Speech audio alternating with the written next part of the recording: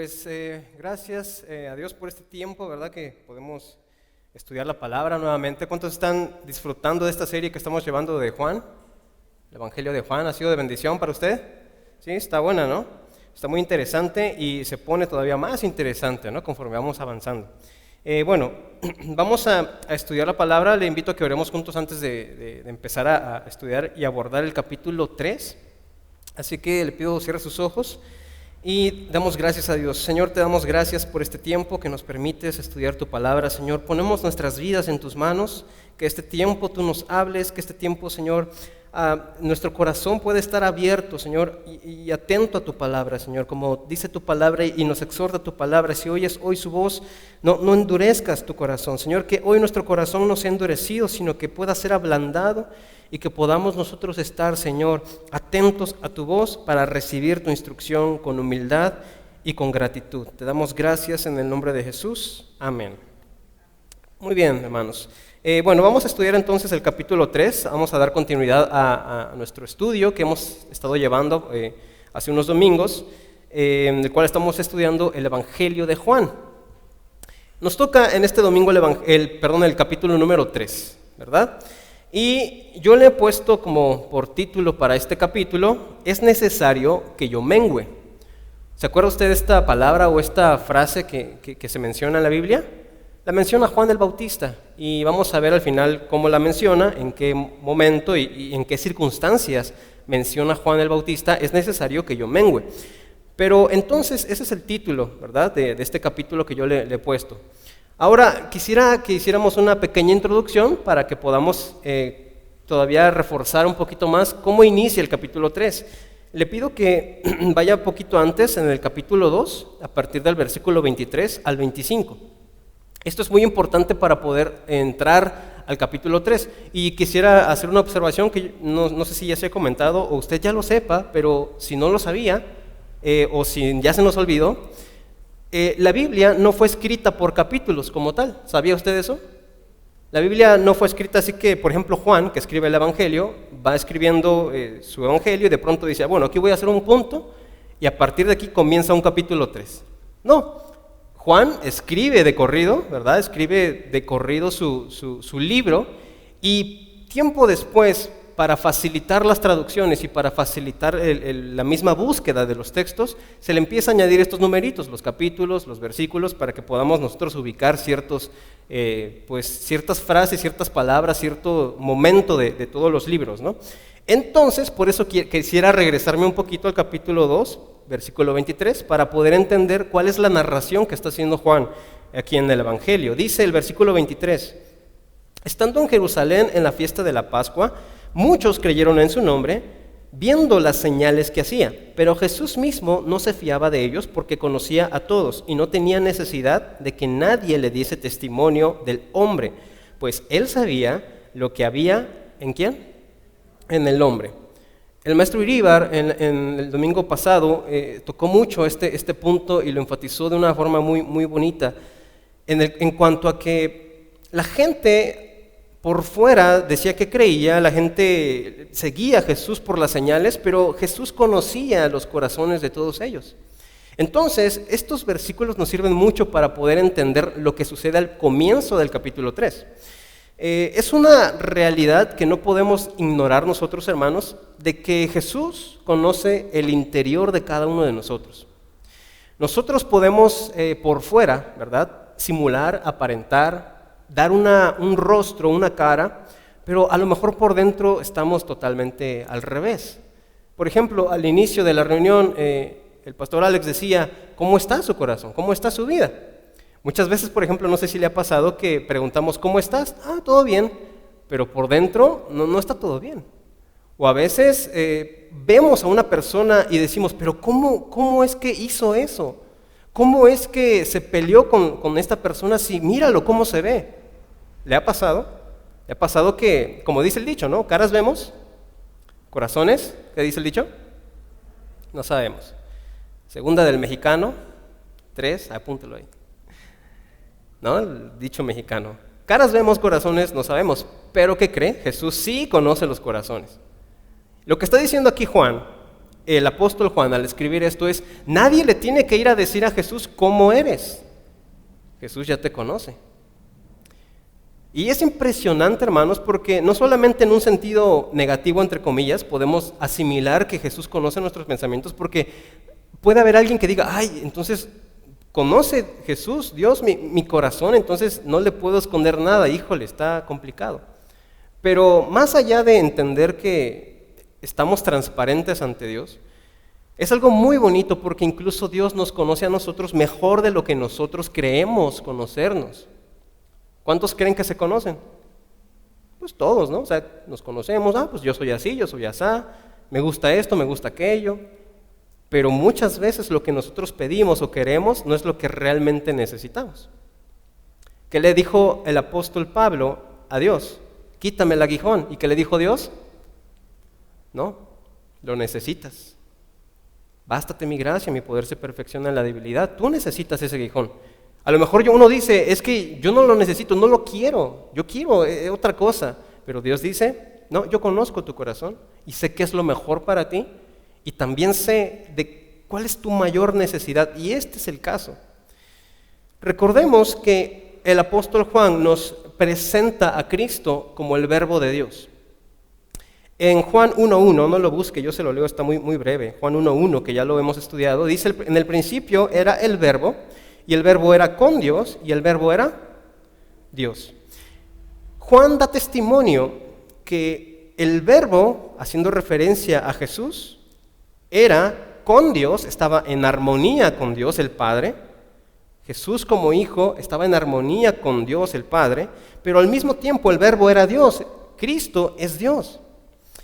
Entonces, por ejemplo, Hebreos 4.12 nos dice, se lo leo también para que no lo busque, Hebreos 4.12, y lo puede ver en pantalla si gusta: porque la palabra de Dios es viva y eficaz, y más cortante que toda espada de dos filos, y penetra hasta partir el alma y el espíritu, y las coyunturas, y los tuétanos, y discierne los pensamientos y las intenciones del corazón.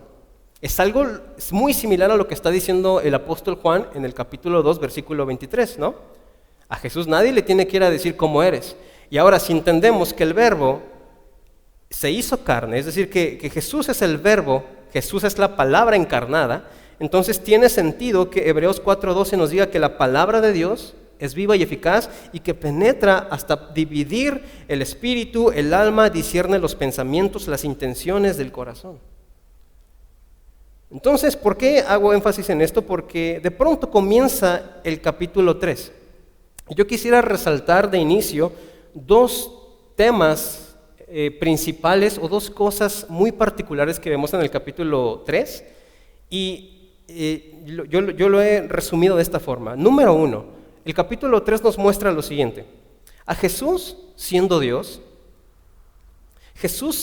que conoce nuestra necesidad de salvación y ha venido a salvarnos por medio de la regeneración y purificación.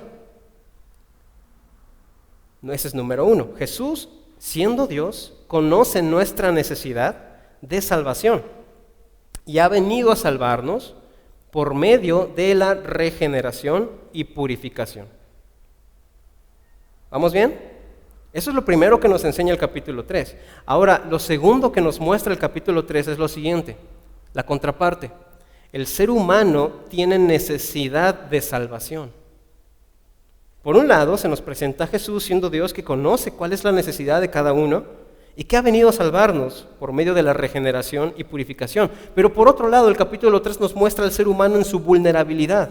A un ser humano que tiene necesidad de salvación y que para ello, para obtener esa salvación, tiene que nacer de nuevo y menguar. Para obtener esa salvación, el ser humano necesita nacer de nuevo y menguar. Eso es lo que nos muestra el capítulo 3 a grandes rasgos. Jesús siendo Dios, que vino a salvarnos y conoce nuestra necesidad de salvación. Y por otro lado, el ser humano que tiene la necesidad de ser salvo y que para ello tiene que nacer de nuevo y menguar. Ese es el panorama que nos muestra el capítulo 3. Ahora sí, iniciemos el capítulo 3 en el versículo 1, hermanos. Dice el versículo 1, Juan 3:1. Había un hombre de los fariseos que se llamaba Nicodemo, un principal de los judíos, este vino a Jesús de noche y le dijo: Rabí, sabemos que has venido de Dios como maestro, porque nadie puede hacer estas señales que tú haces, si no está Dios con él. ¿Por qué leímos un poquito antes del capítulo 3, en el capítulo 2? ¿Por qué leímos eso de que Jesús conoce los corazones? Resulta entonces que vamos a analizar esto como con atención a los detalles, ¿no? Dice Juan 3, 1 al 2, que había un hombre de los fariseos llamado Nicodemo. Resulta que los fariseos era un grupo religioso que se forma mucho antes de que Jesús viniera a la tierra. Aproximadamente 400, 500 años antes de Cristo se forma un grupo religioso llamado los fariseos. Este grupo tenía ciertas características que los distinguían de otros grupos que había dentro de la comunidad judía. Por ejemplo, este grupo de fariseos era de clase media. Casi en su totalidad este grupo de fariseos era de clase media. A diferencia de los saduceos eran de clase alta, eran como la élite de los judíos. Los fariseos eran de clase media, se dedicaban en su mayoría a los negocios, pero a la par seguían ellos una formación rabínica, es decir, ellos eran maestros de la ley, enseñaban la ley. Los saduceos se dedicaban a otra cosa, los saduceos se dedicaban más a la política, a intervenir entre los imperios que gobernaban sobre la región de Israel, a favor de Israel. Eso hacían los saduceos. Ellos hacían esta labor como se dice, de cabildeo, ¿no? con los imperios. Y los fariseos se dedicaban a la enseñanza de la ley. Se dedicaban a esta enseñanza, pero había un problema con los fariseos. Resulta que los fariseos, a ellos les importaba mucho lo que se dijera de ellos. Los fariseos eran como personas muy quisquillosas con lo que se decía de ellos, con lo que la gente hablaba de ellos, porque a ellos les gustaba mucho aparentar, ser personas muy importantes dentro de la gente. Entonces, vemos que la actitud de los fariseos era que ellos creían que tenían el derecho de heredar la vida eterna por el simple hecho de que eran fariseos. Ellos se sentían como elegidos, como privilegiados. Y había otro problema de los fariseos. Otro problema era que ellos eran extremadamente celosos y rigurosos y estrictos con las tradiciones humanas no dadas por Dios, que estaban escritas en el libro llamado el Talmud, que fue escrito por ellos mismos. Este grupo de fariseos era demasiado estricto con estas tradiciones, costumbres, reglas de convivencia humana, pero no le hacían tanto énfasis a la ley de Dios que fue dada a Moisés, la Torá. Entonces no sé si vamos entendiendo esto. Los fariseos le dedicaban mucho esfuerzo al Talmud, a las tradiciones, pero a la Torá, que es la ley verdadera de Dios que Dios dio a Moisés en el monte Sinaí, ahí está bien, ¿no? Está bonita, pero el Talmud con no te metes. La ley de Dios, bueno, hay oportunidad, pero el Talmud, nuestras tradiciones, aquí no. Eso hacían los fariseos. Entonces, en pocas palabras, le daban más importancia a sus tradiciones que a la misma ley. Por ejemplo, Mateo 15, del 1 al 9, vemos un ejemplo de esto, muy claro. Mateo 15, del 1 al 9, nos ejemplifica la forma en que los fariseos llevaban al extremo sus tradiciones y de esta forma sobreponían su Talmud, sus tradiciones, sus reglas contra la palabra de Dios. Mateo 15, del 1 al 9 dice: entonces se acercaron a Jesús ciertos escribas y fariseos. Muchos de los escribas eran parte de los fariseos. De Jerusalén diciendo: ¿por qué tus discípulos quebrantan ¿qué dice? Tradición. Atención, ¿por qué tus discípulos quebrantan la tradición? No la ley de Dios, la tradición. Ok, entonces, ¿por qué tus discípulos quebrantan la tradición de los ancianos? Porque no se lavan las manos cuando comen pan. Respondiendo él les dijo: ¿por qué también vosotros quebrantáis qué? El mandamiento de Dios por vuestra tradición. Aquí está la situación bien clara, los fariseos poniéndole mucha observancia a sus tradiciones, al Talmud, pero a la ley de Dios, hay chance. ¿Okay? Dice el versículo, versículo 4, porque Dios mandó diciendo, honra a tu padre y a tu madre, y el que maldiga al padre o a la madre, ¿qué dice? Muera irremisiblemente. Esto estaba en la ley de Dios. Honra a tu padre y a tu madre, y el que maldiga al padre o a la madre, muera irremisiblemente.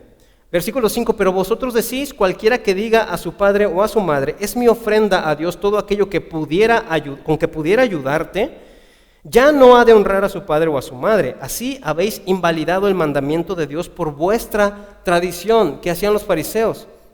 Entonces ellos decían, no pues, o sea, si tienes tú un dinero ahí guardadito, pues puedes tú decir que es para la ofrenda y así ya no apoyas a tus padres. Entonces ellos con esta tradición de decir, pues es válido hacer esto, es válido el hecho de que tú le digas a tu padre o a tu madre, ¿sabes qué? Sí tengo, pero es mi ofrenda a Dios, no te lo puedo dar. Ellos al aprobar esto, los fariseos al aprobar esto, estaban invalidando un mandamiento de Dios. Entonces estaban poniendo por encima su tradición. Dice el versículo 7, Jesús les dice a los fariseos, hipócritas, bien profetizó de vosotros Isaías cuando dijo, este pueblo de labios me honra, mas su corazón está lejos de mí, pues en vano me honran, enseñando como doctrinas, ¿qué cosa? Mandamientos de hombres, no mandamientos de Dios, mandamientos de hombres.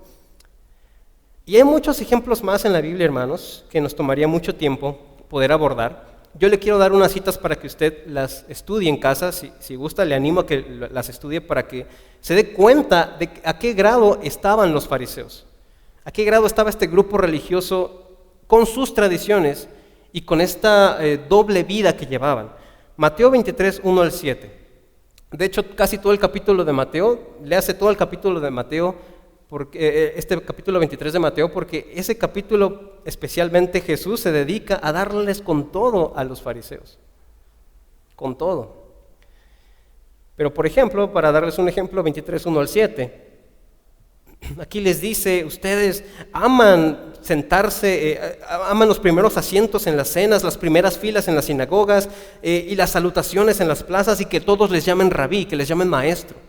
Así eran los fariseos, les gustaban los primeros lugares. Si ellos vinieran a la iglesia, aquí quisieran sentarse hasta enfrente y cuidadito y los sentábamos atrás porque no, yo soy fariseo. Como Pablo en algún momento dijo, yo era fariseo de fariseos, ¿no? De la crema y nata de los fariseos. Y otro ejemplo del 25 al 28, mismo capítulo 23, aquí también Jesús les dice a los fariseos, ay de ustedes porque les quiero leer algo muy importante de aquí, usted lo puede buscar en casa. Específicamente el versículo 27 dice de Mateo 23, 27. Ay de vosotros, escribas y fariseos hipócritas, porque sois semejantes a sepulcros blanqueados que por fuera, a la verdad, se muestran hermosos, mas por dentro están llenos de muertos, de huesos de muertos y de toda inmundicia. ¿Cómo eran los fariseos? Este es un gran ejemplo que pone Jesús de cómo estaba la condición de los fariseos. Sepulcros blanqueados que por fuera son hermosos, son muy bonitos, pero por dentro, adentro ¿qué tienen? Huesos de muertos e inmundicia. Esto es claro de entender, ¿verdad? Si vemos un panteón, podemos ver a lo mejor un sepulcro que está muy bonito, que está muy arreglado, que está bien pintado, bien adornado, pero por dentro, pues no hay más que huesos, ¿verdad? Que ya se secaron. Eso es lo que está refiriéndose Jesús. ¿En qué sentido? En el sentido que los fariseos se presentaban como unos sepulcros blanqueados o como una imagen muy bonita, muy pulcra, muy hermosa, muy respetable, honorable, con gran conocimiento, con gran poder dentro de la comunidad judía, gran posición social, pero por dentro, ¿qué había en su corazón? Había vacío, había muerte, había soledad, había tristeza, había amargura, había celos, había envidias, que porque ese rabí enseña mejor que yo. Tan solo veamos las envidias y los celos que se levantaban cuando Jesús comienza a predicar y acarrear tantas personas con su ministerio. Los fariseos no dejaron de molestarlo, no dejaron de ir por él. Entonces, hermanos, Nicodemo era un fariseo. Así como lo acabamos de describir, Nicodemo era uno de ellos. Era como uno de ellos. era fariseo. Y otro aspecto a resaltar muy importante es que el versículo 1 del capítulo 3 de Juan dice que también Nicodemo, aparte de ser fariseo, era un principal de los judíos. Cuando dice en la Escritura que era un principal de los judíos, es que es muy probable que él fuera parte de un grupo selecto y muy importante llamado el Sanedrín. El Sanedrín era otro grupo dentro de la comunidad judía, pero que era como una corte suprema de justicia. Impartían justicia de acuerdo con las tradiciones y con la ley de Moisés, con los 10 mandamientos y toda la ley que Dios le da a Moisés en el Antiguo Testamento, en Levítico y en todos estos libros como Éxodo también. Entonces, el Sanedrín era este grupo, esta corte suprema de justicia. Entonces era muy probable que Nicodemo era un fariseo, pero era muy probable que él fuera parte también del Sanedrín. Y los sanedrines, los que estaban en el grupo de los sanedrines, era muy selecto, porque en este grupo solamente podían entrar ciertos fariseos contaditos, pero en su mayoría eran saduceos. ¿Se acuerdan lo que le dije de cómo eran los saduceos? Eran clase alta, eran los más adinerados, eran los que tenían más tierras, los que tenían más poder. O sea, estábamos hablando casi es como si estuviéramos hablando de funcionarios, de los que están más pesados, ¿no? De los que dicen, ve y todo mundo mueve mar y tierra para que se haga eso. Estamos hablando de eso. Entonces llega Nicodemo, un hombre muy poderoso, un hombre con mucho estatus, con mucho renombre, un hombre que él tal vez tenía mucho conocimiento porque era rabí. La palabra rabí significa maestro en un sentido honorable. Vemos a un Nicodemo con mucho poder adquisitivo, con mucha influencia dentro de la comunidad judía. Y él es el que se acerca a Jesús y él es el que viene ante él y le dice algo muy interesante. Dice el versículo 2, si usted puede mirar ahí el capítulo 3, versículo 2. Este vino a Jesús de noche y le dijo: sabemos que has venido de Dios como maestro, porque nadie puede hacer estas señales que tú haces si no está Dios con él. ¿Cuántos de nosotros, hermanos, podríamos vernos reflejados como con un Nicodemo, por ejemplo? Que a lo mejor somos personas realizadas, hemos logrado muchas cosas, a lo mejor tenemos buena estabilidad, a lo mejor tenemos buena reputación social, a lo mejor estamos bien parados en nuestro trabajo, en cualquier lugar, a lo mejor creemos que estamos bien, que todo marcha bien en la familia, que todo marcha bien en nuestra vida, pero somos como esos sepulcros blanqueados, que a lo mejor por fuera estamos, todo bien a todo dar, me está yendo bien en mi trabajo, me está yendo bien en casa, todo va bien, mi matrimonio va bien, pero por dentro. Voy a ponerle un ejemplo. Imagínese que de pronto usted prueba, ya sea que el varón haya cocinado algo a su esposa o la esposa le haya cocinado algo al esposo. Imaginémonos esta situación. Y llegamos con el plato, mira, te preparé esto, a ver, y lo prueba y le faltó sal, o se pasó de sal, le faltó esta hierbita. O sea, y por fuera le decimos, ay, qué rico te quedó, cariño, que no sé qué. Ay, no, hombre, delicioso, deberías irte a MasterChef, qué bárbara, qué bárbaro. Y por dentro, ay, mi mamá lo hace mejor. Ay, no, híjole, ¿no? O sea, ¿cómo le digo que, ¿quieres más? No, ya me llené, ya, así está bien. Aquí quiero llevarlos con este ejemplo. ¿Qué es lo que quiero ejemplificar? Por fuera, mis hermanos, podemos ser cualquier cosa. Por fuera podemos aparentar cualquier cosa, pero por dentro, ¿qué pensamos dentro? Oye, ¿estás bien? Sí, estoy bien. Y por dentro, vas a ver, me las vas a pagar. Oye, ¿estamos bien, verdad? Sí, todo bien. No, espérate al rato. A lo que quiero llevarlos con esto, hermanos, ¿cuántos podemos identificarnos con Nicodemo?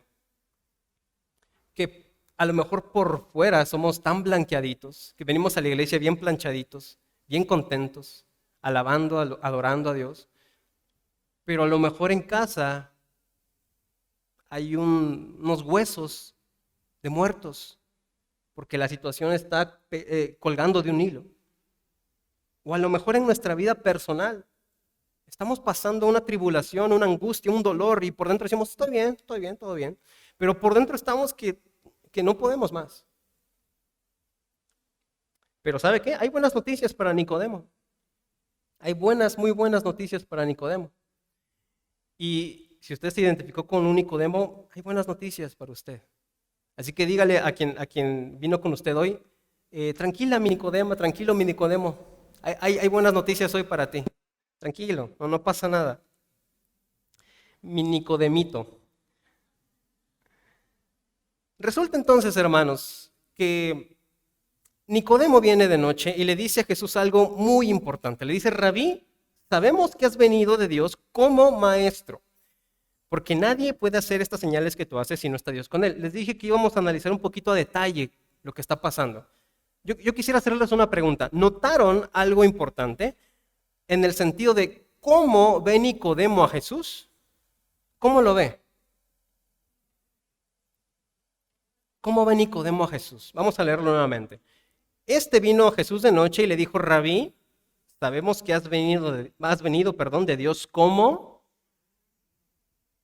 maestro.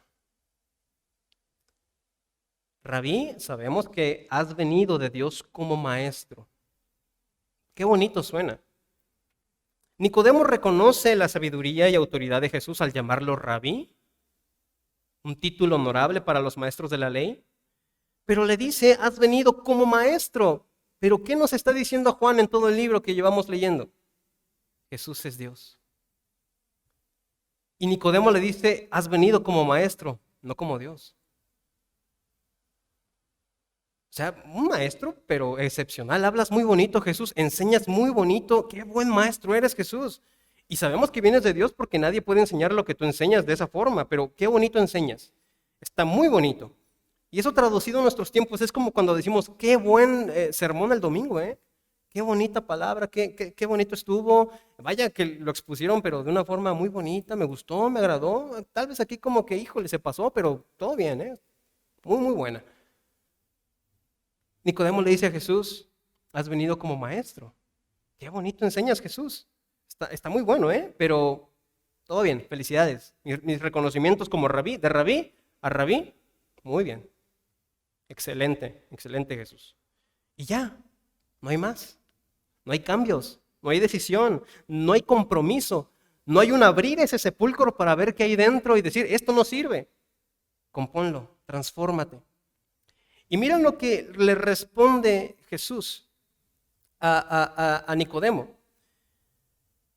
Respondiendo Jesús le dijo, de cierto te digo, que el que no naciere de nuevo, ¿qué dice?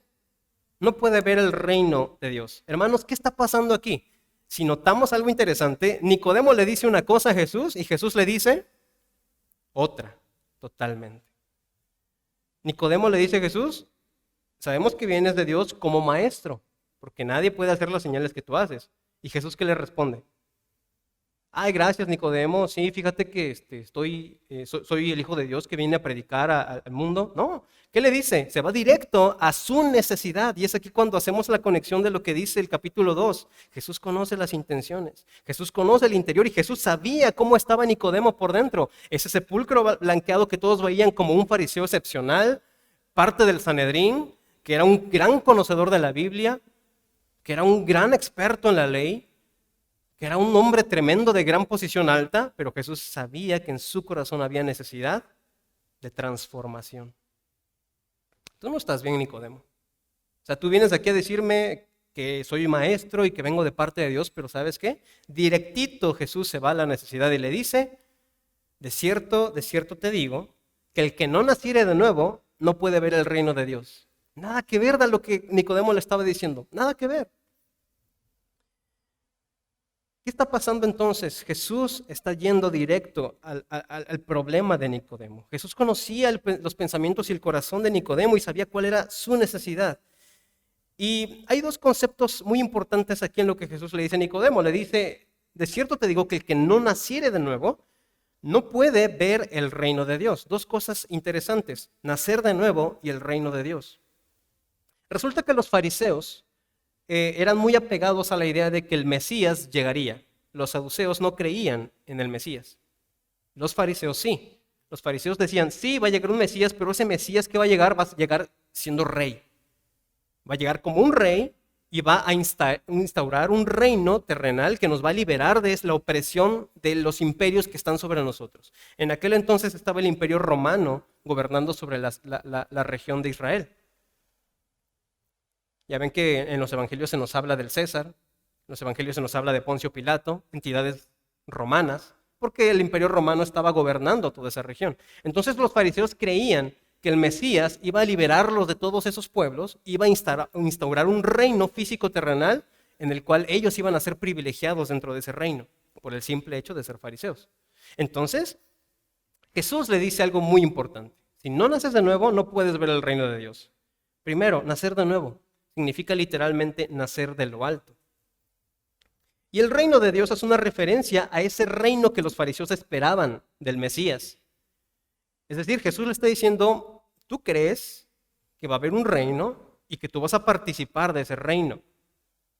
Pero ¿qué crees, Nicodemo? No lo vas a poder ver si no naces de nuevo. Si no naces de lo alto. Entonces, aquí viene lo interesante de cómo se va dando este diálogo entre Jesús y Nicodemo. Si no naces de nuevo, nacer de lo alto, es decir, si no hay cambios en tu vida, si no hay avances en tu conducta, si no hay mejoras en tu forma de ser, entonces no habrá salvación. Vas a seguir vacío por dentro, vas a seguir siendo ese sepulcro blanqueado que por fuera está súper bonito, pero por dentro está vacío, está solo, está triste, está en amargura, está con coraje, porque me hicieron, porque me dijeron, está con la envidia, con el celo, con esa inseguridad, con esa carencia interior, con esos miedos, con esos malos hábitos, con ese enojo que no se puede sacar, con esa vergüenza, con todo eso que venimos arrastrando de toda nuestra vida, que nos han hecho, que nos han dicho, que hemos hecho, etcétera, etcétera, etcétera. Jesús le dice a Nicodemo, si no naces de nuevo, no hay cambios. Si no naces de nuevo, vas a seguir igual. No vas a ser partícipe de la salvación. No vas a ser salvo, vas a seguir igual de vacío por dentro. Entonces, el mensaje que Jesús le está dando a Nicodemo es este. Tú eres muy importante, tienes una posición alta en la sociedad judía, eres fariseo, eres muy letrado, eres principal entre los judíos, eres del Sanedrín, de este grupo selecto, tienes un cargo alto, eres de renombre, pero por más fariseo e importante que seas, te hace falta algo, nacer de lo alto. De otra forma, seguirás siendo el mismo, vacío por dentro. Hermanos, no importa lo mucho que hagamos, que tengamos o que seamos, cuánto hayamos logrado, si no hay cambios desde nuestro interior, entonces de nada sirve. De nada sirve incluso que vengamos todas las reuniones, que ya nos aprendamos los sermones, que cantemos tan fuerte los domingos, que levantemos las manos, no sirve de mucho cuando por dentro hay huesos muertos que no han cambiado. Cuando por dentro seguimos siendo en las mismas, iguales, cuando no hemos nacido de nuevo, no hemos nacido de lo alto. Eso es lo que le está diciendo Jesús a Nicodemo. Y ahora, ¿qué es nacer de lo alto?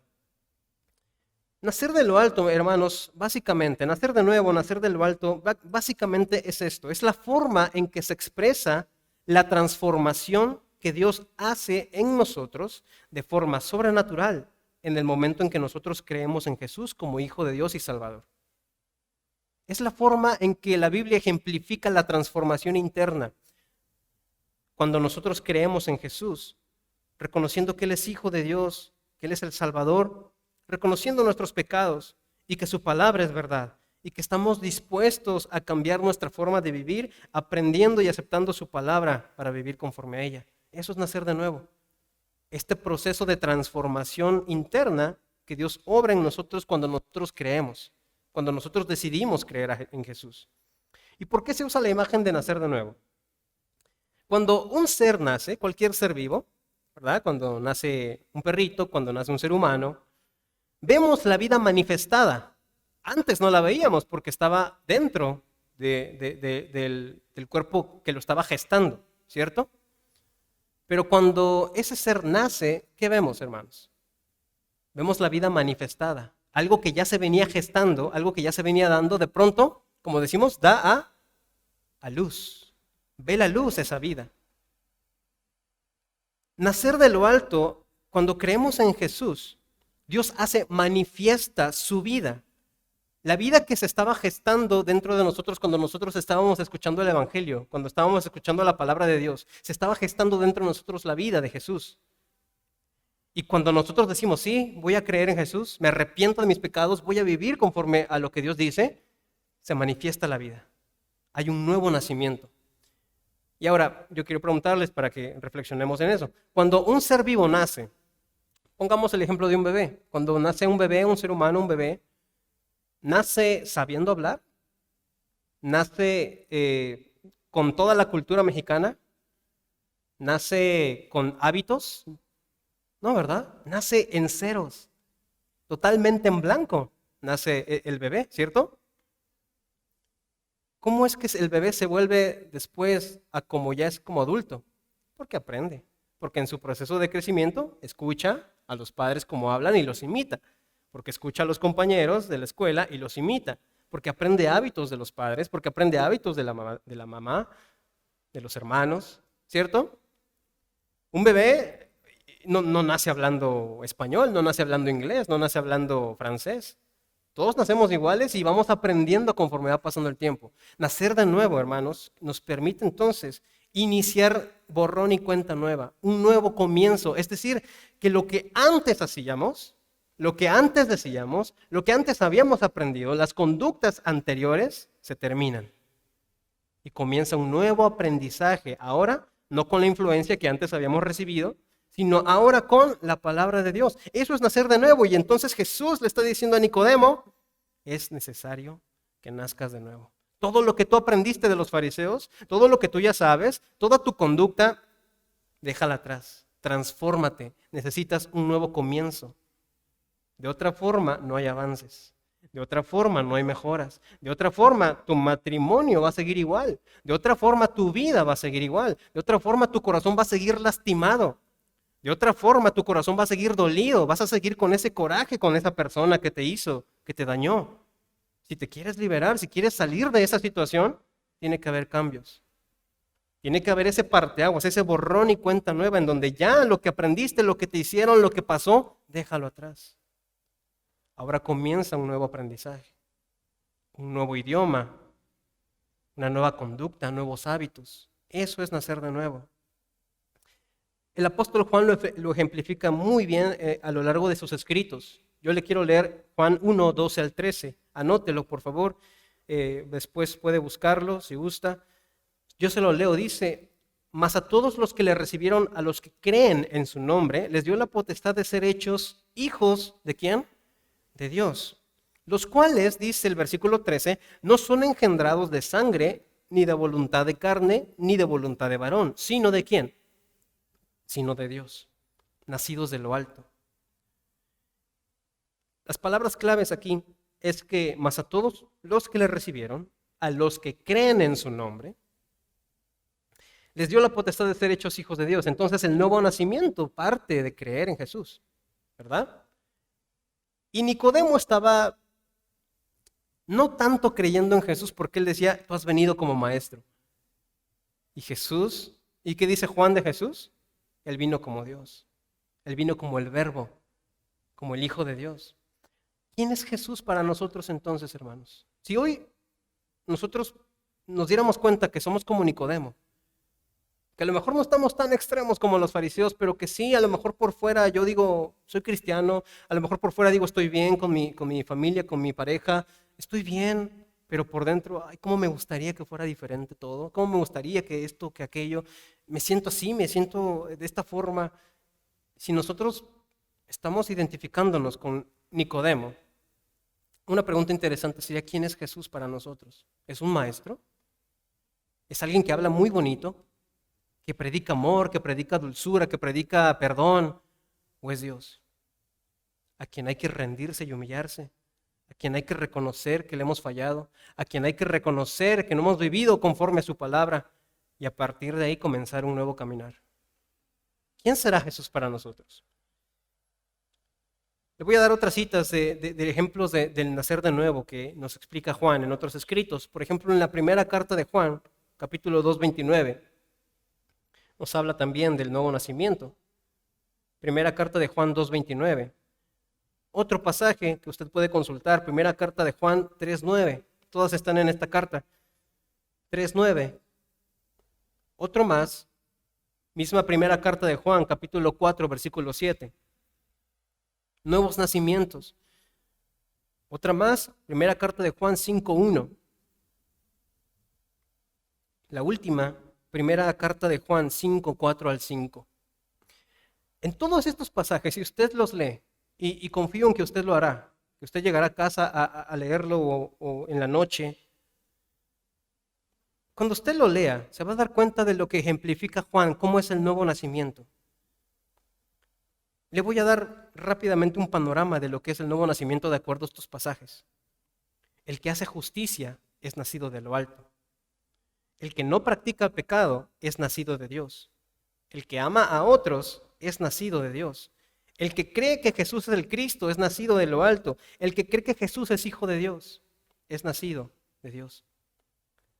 Ahora, estas características, ¿qué tal se acoplan a nosotros?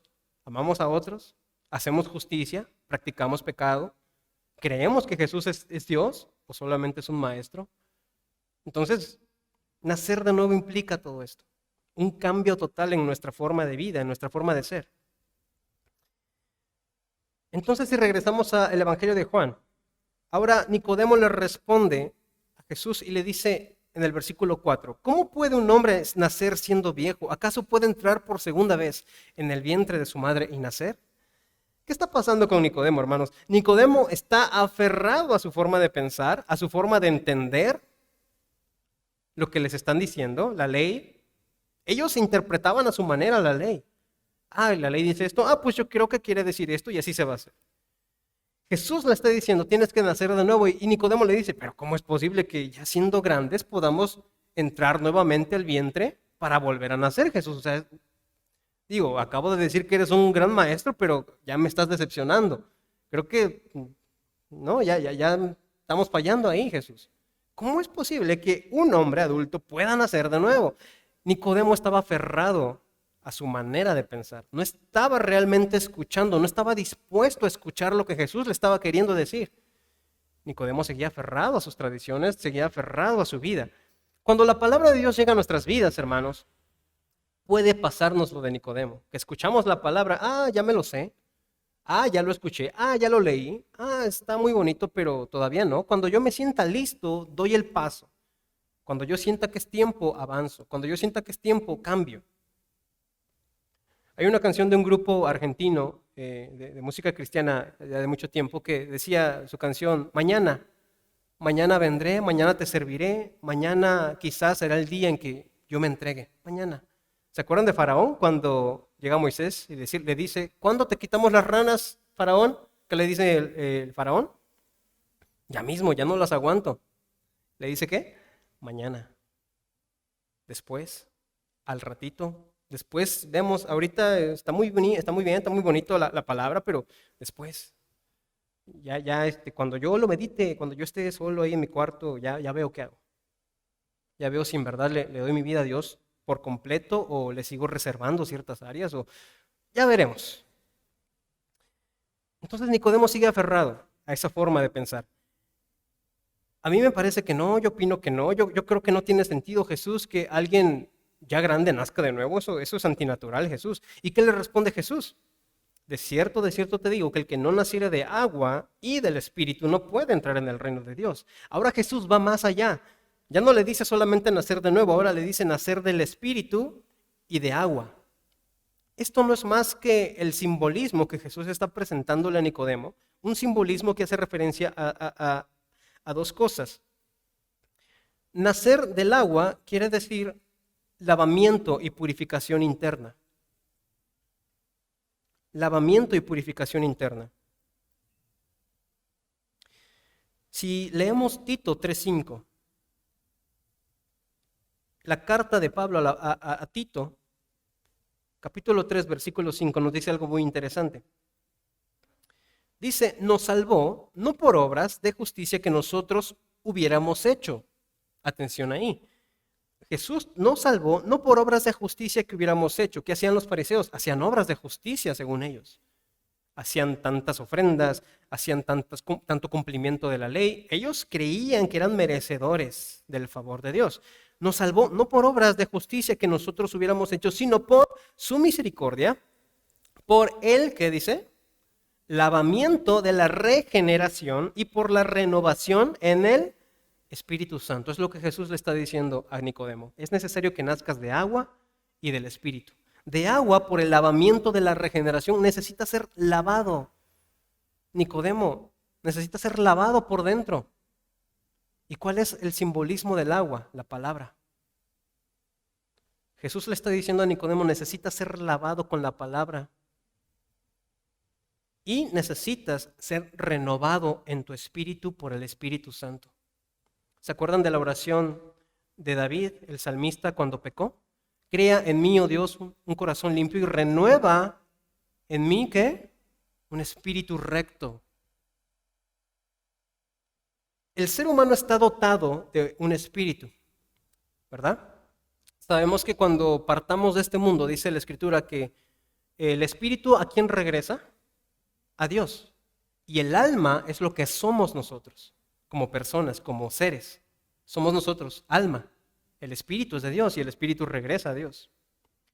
Pero muchas veces este espíritu con el cual Dios nos ha dotado está dormido, está muerto, porque a lo mejor estamos lejos de Dios y el espíritu está mal, está dormido, está muerto, no tiene vida, no tiene actividad en nosotros. Jesús le está diciendo a Nicodemo, es necesario que te laves por dentro de todas las ideas que traes, de todas las conductas que traes, por la palabra, porque la palabra va a llegar y te va a decir, esto no está bien, vamos a lavarlo con lo que yo te voy a decir. Esta actitud no es buena, Nicodemo, la vamos a lavar y vamos a limpiar esta área de tu vida. Y vamos a renovar tu espíritu. Porque tu espíritu está muerto, porque tu espíritu está dormido, porque tu espíritu no está en contacto con Dios. Necesitamos despertarlo. Nicodemo, necesitas empezar de nuevo. Eso es lo que está pasando aquí, hermanos. Ahora bien, si seguimos leyendo, si seguimos estudiando para ir avanzando en este capítulo, quiero que entendamos algo muy importante. Quiero ponerles un ejemplo, hermanos. Hemos dicho que Jesús le ha dicho a Nicodemo que él necesita nacer de nuevo, necesita nacer de agua y nacer de espíritu. Por ejemplo, hermanos, Efesios 5, 25 al 27, Pablo nos ejemplifica también esto. Efesios 5, 25 al 27 dice, maridos, amad a vuestras mujeres, así como Cristo amó a la iglesia y se entregó a sí mismo por ella, para santificarla, habiéndola purificado en el lavamiento del agua por la palabra. Es lo que estábamos diciendo. Habiéndola purificado por el lavamiento del agua por la palabra, a fin de presentársela a sí mismo una iglesia gloriosa, que no tuviese mancha ni arruga, ni cosa semejante, sino que fuese santa y sin mancha. ¿Qué es lo que hizo Dios con la iglesia? La tomó, la lavó, la limpió con la palabra y después se la presentó a sí mismo como una iglesia limpia, sin mancha, sin arruga. El ejemplo que yo les quiero poner es el siguiente, hermanos. ¿Alguna vez le ha pasado, ha visto, por ejemplo, a un perrito que le decimos, ¿sabes qué? Te toca baño. Tomamos al perrito, lo bañamos, echamos shampoo, le limpiamos las patitas, le limpiamos las orejitas, lo bañamos, lo dejamos bien limpiecito al perrito. ¿Y le ha pasado a usted o ha visto incluso a perritos que nada más los suelta uno después del baño y qué es lo que van a hacer? Van a la tierra y se revuelcan y se empanizan y ay, a mí me gusta la tierra, yo quiero tierra, denme tierra, ¿no? ¿Y qué hace el perrito? Después de ser bañado se va a la tierra y se empaniza, se da sus baños de polvo y listo, como nuevo. Pregunta, ¿de qué sirvió bañarlo?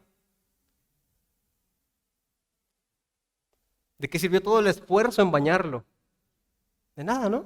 Porque al final el perrito quiso ir a volverse a ensuciar. Ahora, pues obviamente lo vamos a bañar, pero a lo que voy es lo siguiente. ¿De qué serviría que Dios haya lavado a su iglesia con la palabra. Si la iglesia a la primera oportunidad va y se empolva de nuevo,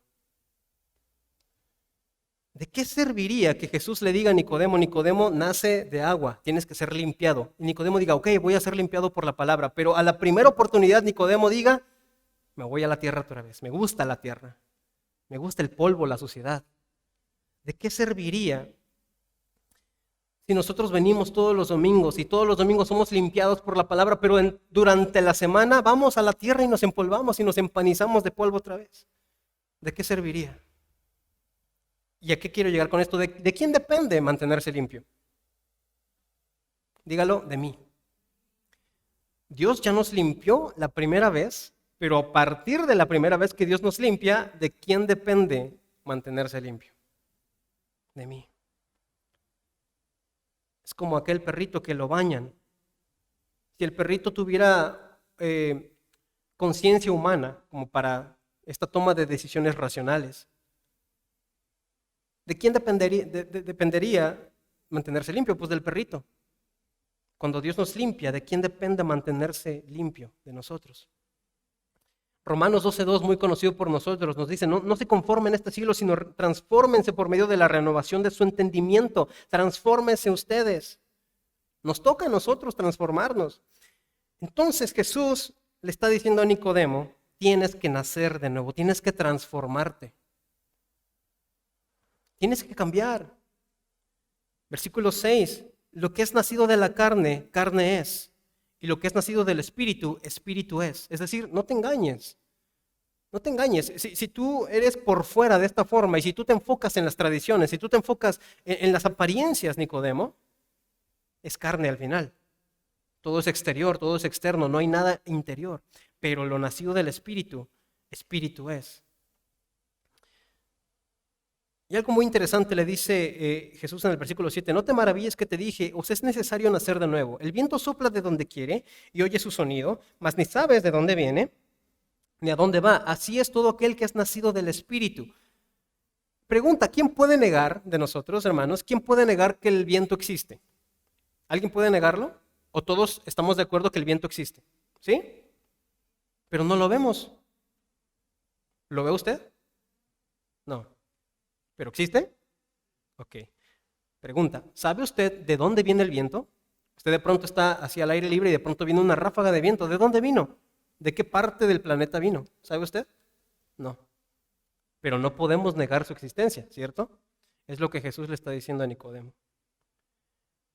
La obra que Dios hace en nosotros por medio de su Espíritu Santo para renovarnos, para hacernos nacer de nuevo y transformarnos, no la entendemos, no sabemos cómo es.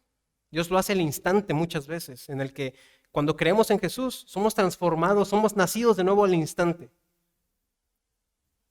Y de ahí comienza nuestro proceso de mantenernos limpios.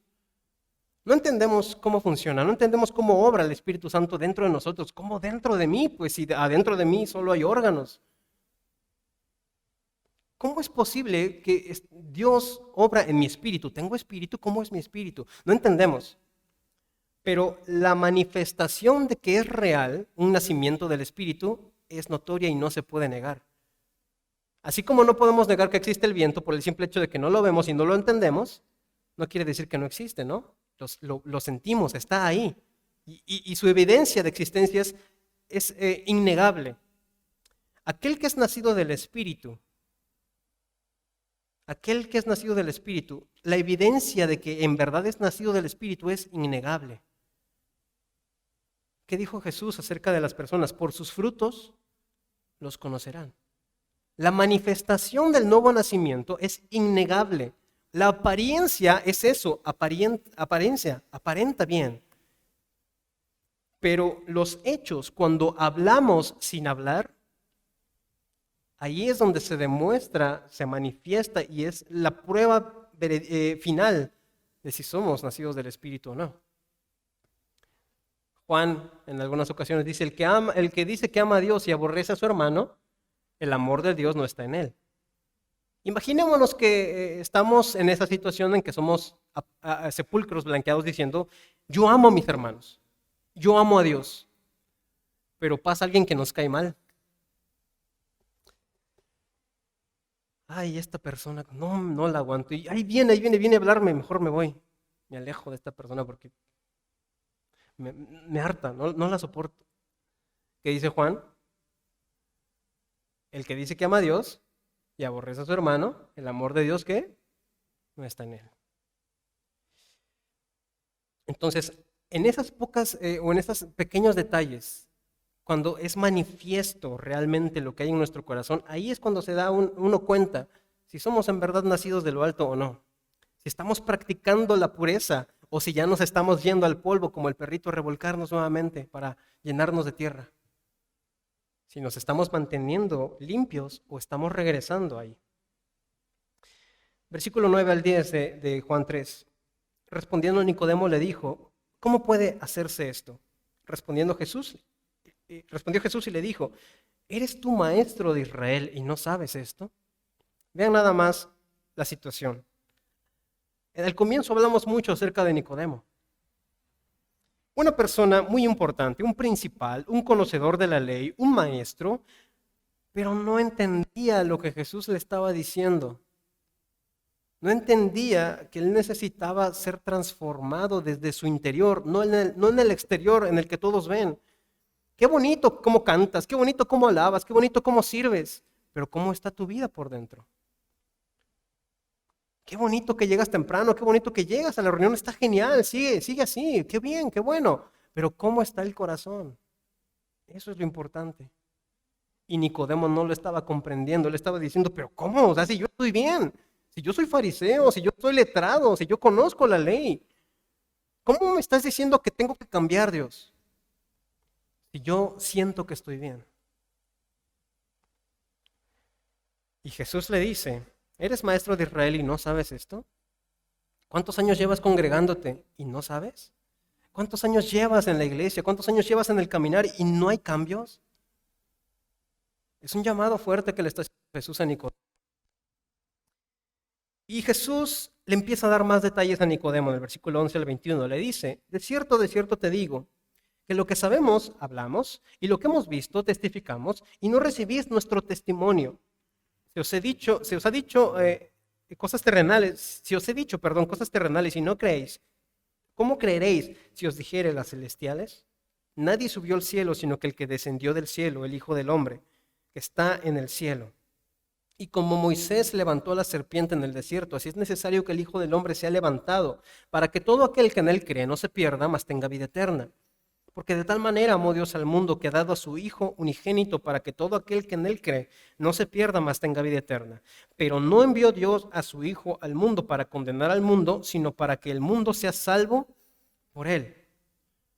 ¿Qué está haciendo Jesús, hermanos? La pregunta de Jesús a Nicodemo fue, ¿eres maestro de Israel y no sabes esto? Y dado que Nicodemo ignoraba completamente esto, Jesús comienza a resumirle el evangelio, que por años se supone que ellos han estudiado de la ley. Y ahora Jesús se lo expone de manera tan breve y tan sencilla a Nicodemo y le dice, así como el Hijo del Hombre, así como la serpiente fue levantada por Moisés en el desierto, así el Hijo del Hombre tiene que ser levantado para que todo aquel que en él crea no se pierda, mas tenga vida eterna. Jesús se tuvo que regresar hasta el comienzo de todo para explicarle a Nicodemo la gran necesidad que él tenía de cambiar. ¿Cómo estará nuestro corazón hoy, hermanos? Si Jesús viniera a entablar un diálogo con nosotros hoy, así como con Nicodemo, si Jesús lo hiciera con nosotros personalmente, ¿se tendría que regresar tanto para volvernos a explicar? ¿O Jesús ya podría decir, qué bien que ya lo entendiste? O tal vez nos diría, ¿eres cristiano y no sabes esto? Necesito regresarme a explicarte todo el evangelio, en qué consiste todo el plan de Dios de salvación para que puedas cambiar, para que puedas decir, ok, Señor, por tu amor es que tú quisiste salvarme, porque de tal manera amó Dios al mundo. Me amaste, Dios.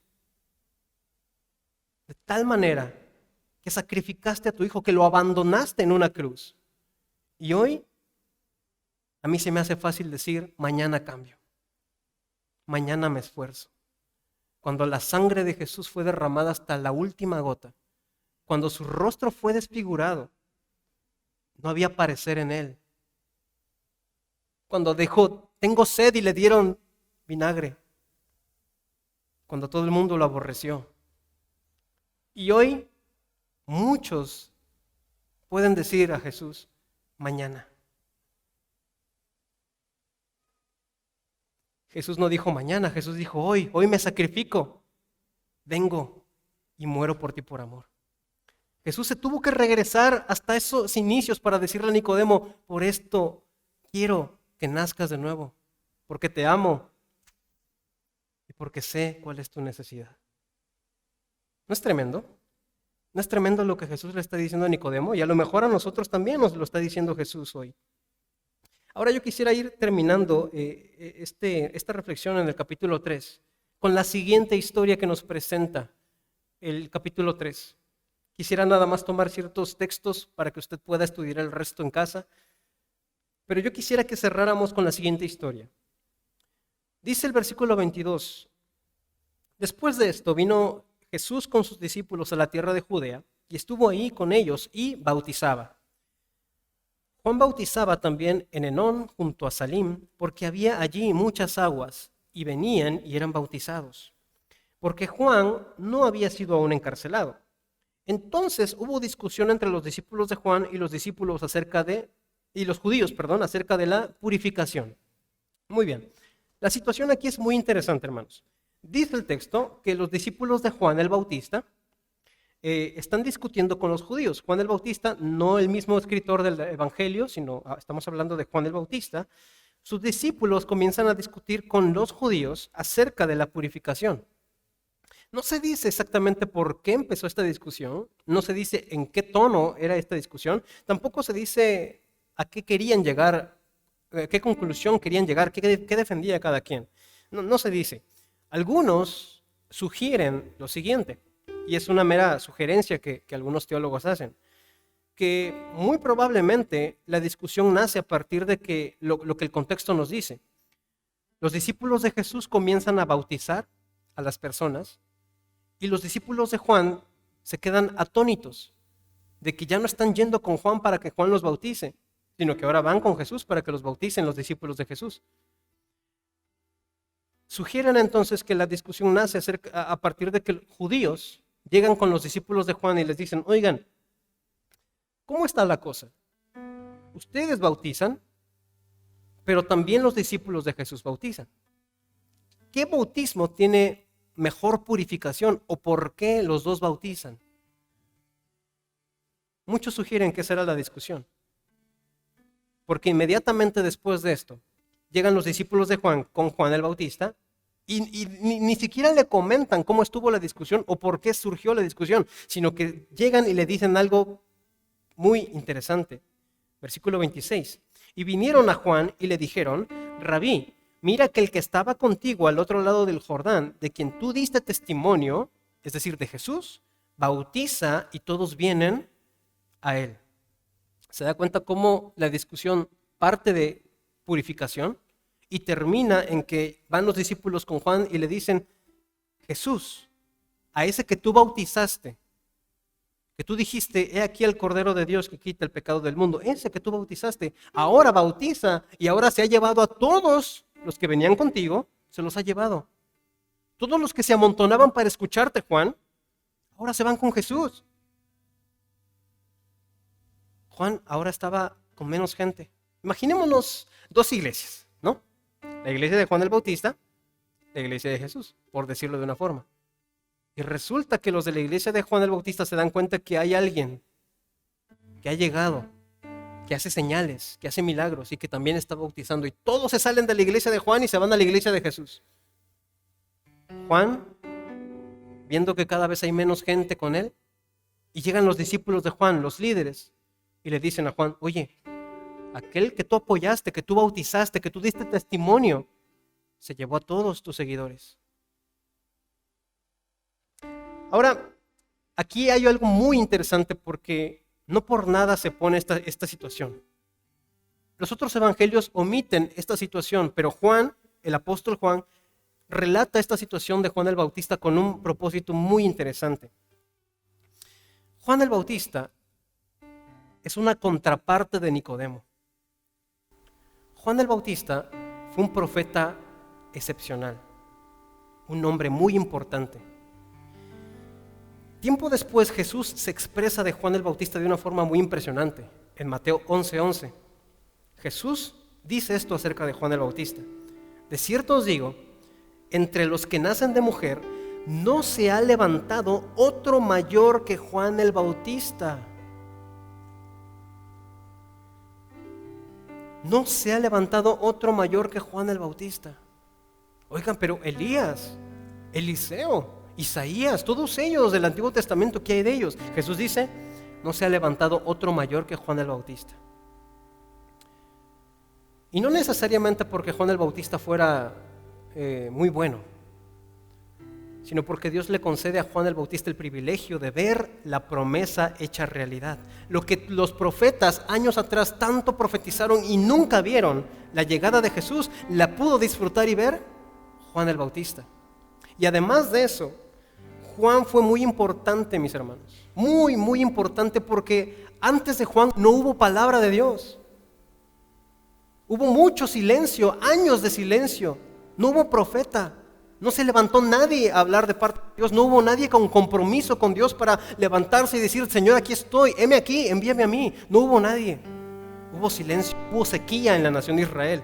Pero de pronto se levanta uno llamado Juan el Bautista y comienza desde el desierto a decir, arrepiéntanse porque el reino de Dios se ha acercado. Ni siquiera les decía cosas bonitas, agradables al oído. Les decía, arrepiéntanse, pecadores, porque el reino de Dios se ha acercado. Duro, ¿no? Pero ¿saben cuál es lo importante aquí? Antes de él no se levantó nadie. Y él fue muy importante porque él fue la voz en el desierto que preparó a Israel para Jesús. Preparó a la nación dormida, a la nación seca, a la nación muerta. La empezó a zarandear para que poco a poco la nación de Israel se fuera despertando y cuando llegara Jesús y apareciera, la nación pudiera verle con más claridad. Por eso Juan fue muy importante. Y Jesús dice de él, no hay otro mayor que él. Repito, es la contraparte de Nicodemo. Nicodemo era muy importante entre la sociedad, ¿se acuerda?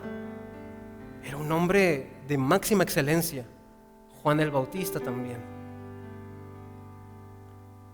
Pero aquí el detalle es que Juan se estaba quedando solo. Pero ¿cuál fue la respuesta de Juan al enterarse que toda su gente se había ido con Jesús? Versículo 27. Respondió Juan y dijo, no puede el hombre recibir nada si no le fuere dado por el cielo.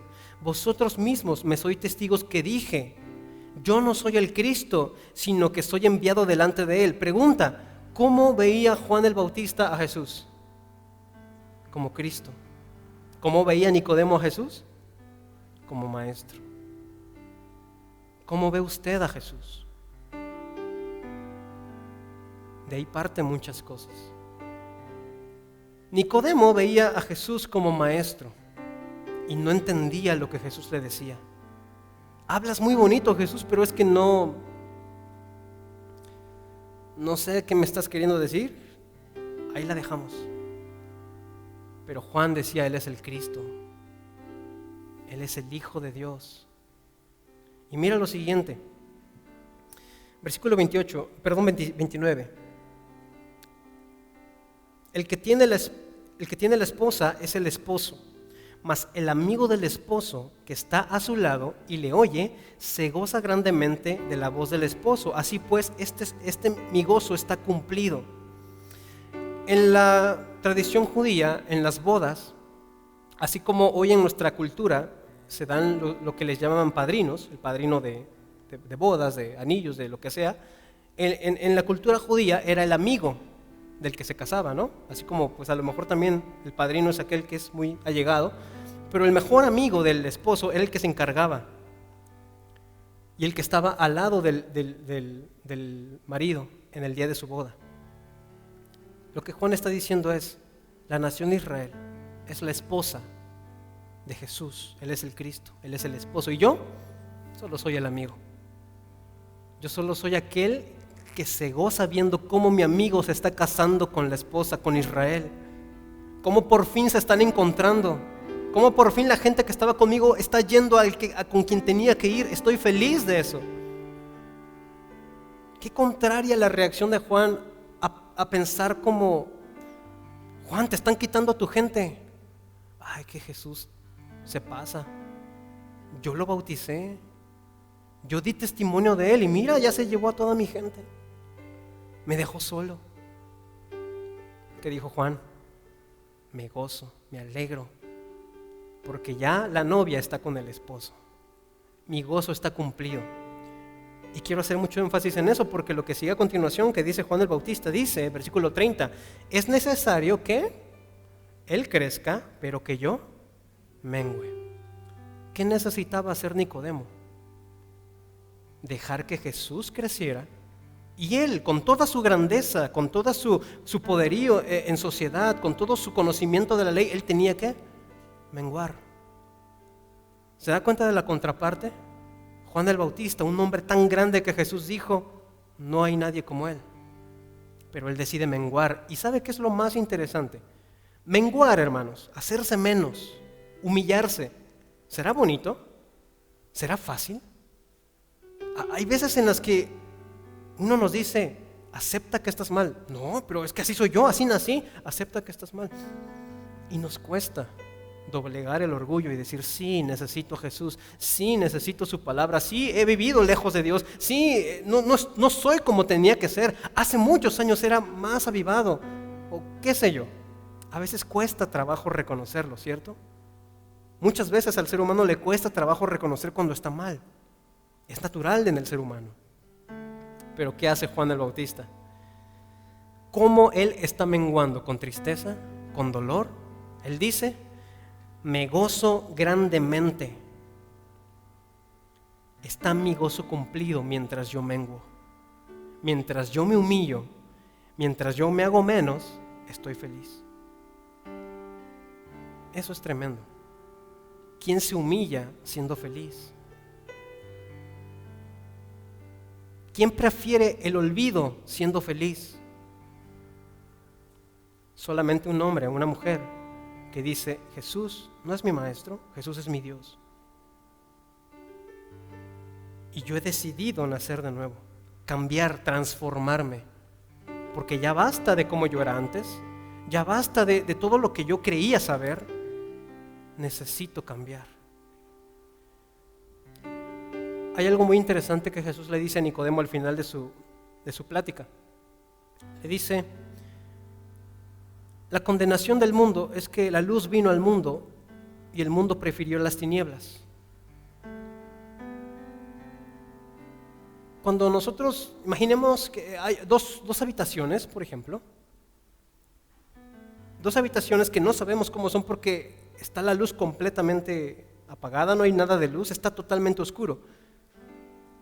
Y yo les dijera, elijan cuál es la habitación que está limpia y cuál es la que está sucia. ¿Cuál es la habitación que tiene muebles y cuál es la habitación que está vacía? ¿Usted podría? Dos habitaciones completamente oscuras. ¿Podría? No. No es hasta que prendemos la luz que nos damos cuenta de lo que hay dentro, ¿cierto? ¿Cómo sabremos cómo está nuestra vida? ¿Qué necesitamos? ¿Qué carencias tenemos? ¿Qué necesitamos mejorar? ¿En qué áreas necesitamos sanar? ¿Qué áreas necesitamos perdonar? ¿Cómo sabremos si no nos acercamos a la luz? Si preferimos las tinieblas, si preferimos estar alejados de Jesús, no meternos tanto porque sabemos que si nos metemos a la luz, dice Jesús a Nicodemo, en la luz las obras son manifiestas. ¿Cómo sabremos cómo está nuestra vida si no nos acercamos a esa luz? Juan estaba cerca de la luz y él dijo, yo soy feliz menguando porque él está creciendo. Y si él crece, él sabe mi necesidad, él sabe qué es lo mejor para mí, yo voy a estar bien. Y yo puedo cambiar, y yo puedo mejorar, y yo puedo ser quien debo ser, porque yo soy menos y él es más. Hermanos, el capítulo 3 nos enseña dos contrapartes, dos hombres muy importantes, ambos muy importantes, pero uno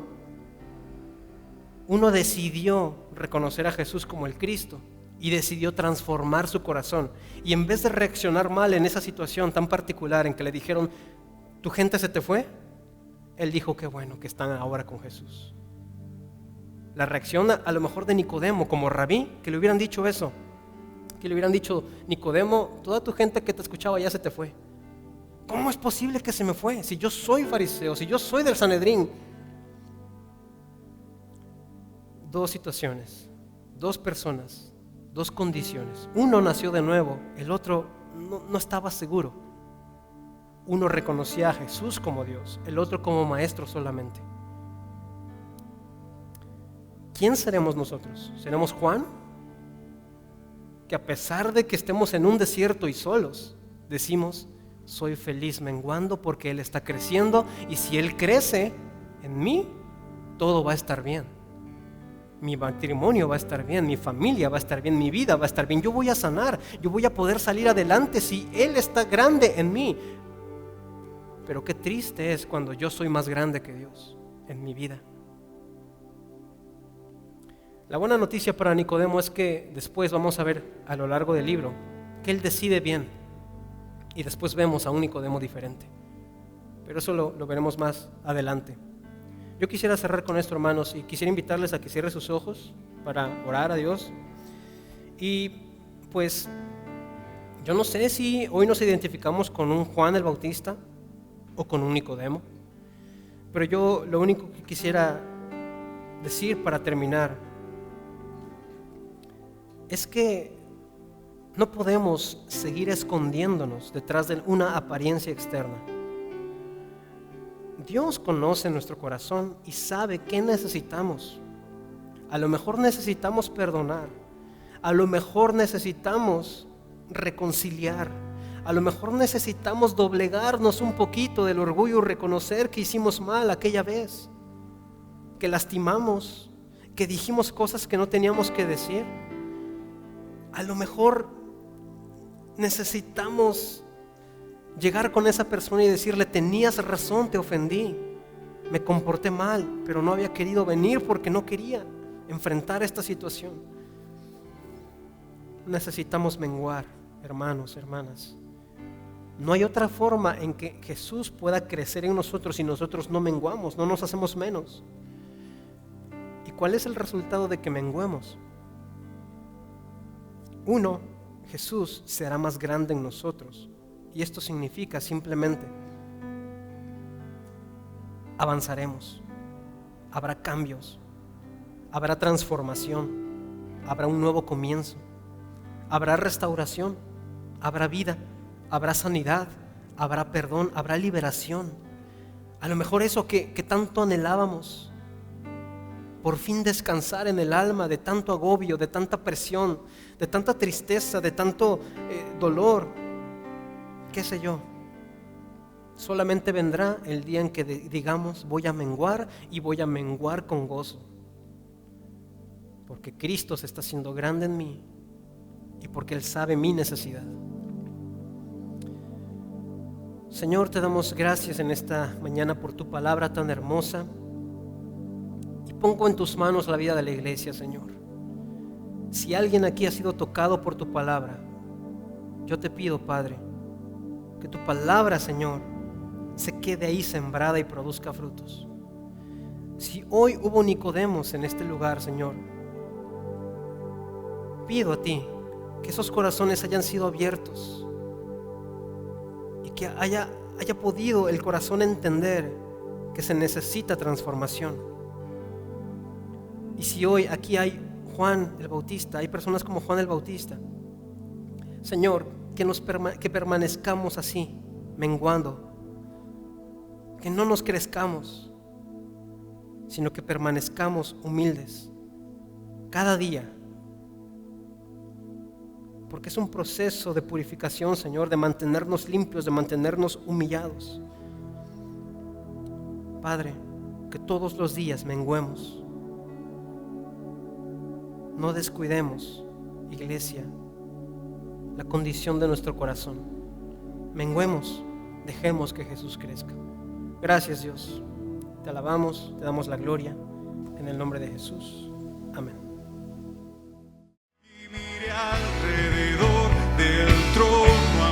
Hoy escuchaste un mensaje de amor. Deseamos ser de bendición a tu vida. Si deseas más información o asistir a nuestras reuniones de manera presencial, contáctanos en www.casadoracionoaxaca.com, en YouTube, Facebook o Instagram, @Casa de Oración Oaxaca, o envía un mensaje de WhatsApp al 951-651-7762. Recuerda, Dios tiene el control de todo. Cree y pon tu confianza en Él. Gracias por tu atención. Que Dios te bendiga.